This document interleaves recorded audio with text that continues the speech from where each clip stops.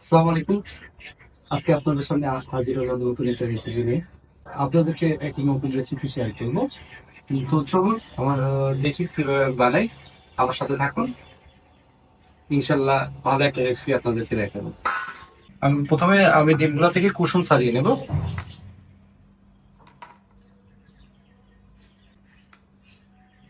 এরপর আমি ডিমগুলোকে কিউব আকারে কেটে নেব।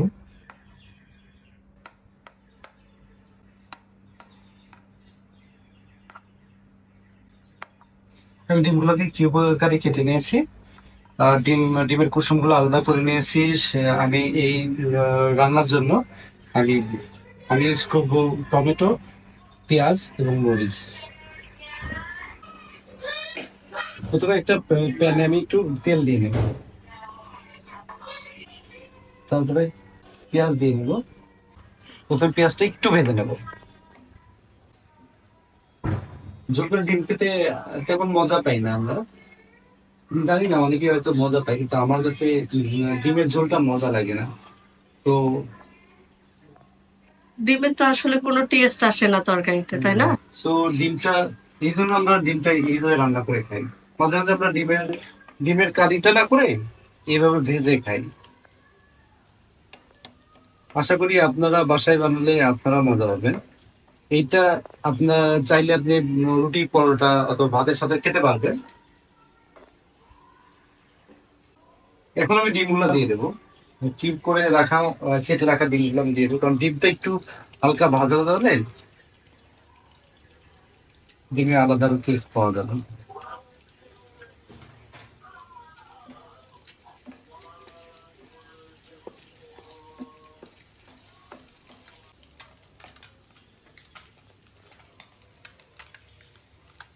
আমার পেঁয়াজ আর ডিমটা মোটামুটি ভাজা হয়ে গেছে।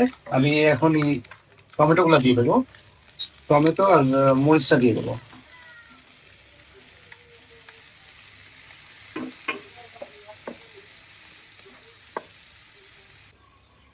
লবণটা দিয়ে দেবো আমি।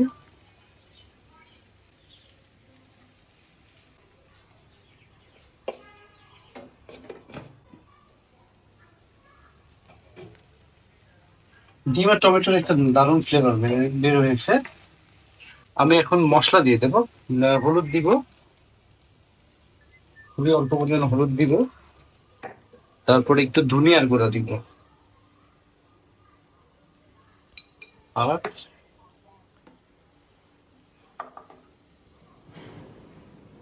একদম সাদা রসুন বাটা দিব।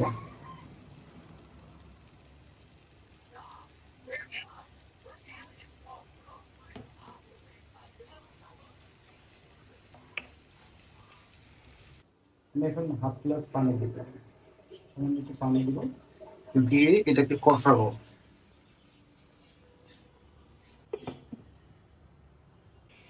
আমার মোটামুটি রান্নার শেষের দিকে আমি এখন একটু সরিষার তেল দিয়ে দেবো। সরিষার তেল দিলে ফ্লেভারটা একটু অন্যরকম আসবে।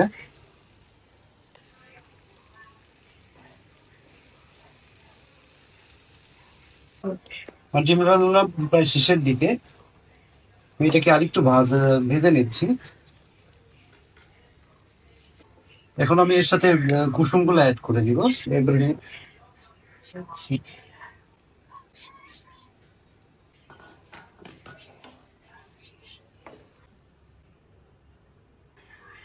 আমার ডিমের রেসিপি রান্না শেষ।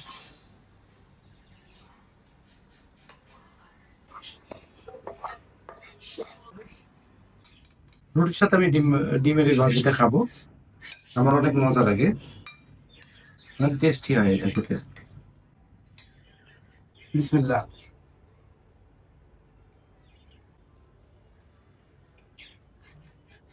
অনেক মজা, আপনারা ট্রাই করে দেখতে পারেন। আসলে অনেক মজা লাগে। ডিমটা অনেক সফট হয়ে গেছে। টমেটোটা অনেক সফট লাগছে খেতে, এবং কুসুমটা মুখের মধ্যে একটা মোলায়েম ভাব তৈরি করছে। খেতে অনেক মজা। ট্রাই করে দেখতে পারেন। আমার ভিডিওটা দেখার জন্য ধন্যবাদ। আমার পেজটাকে লাইক এবং ফলো করুন, এবং আমার ভিডিওটাকে শেয়ার করুন।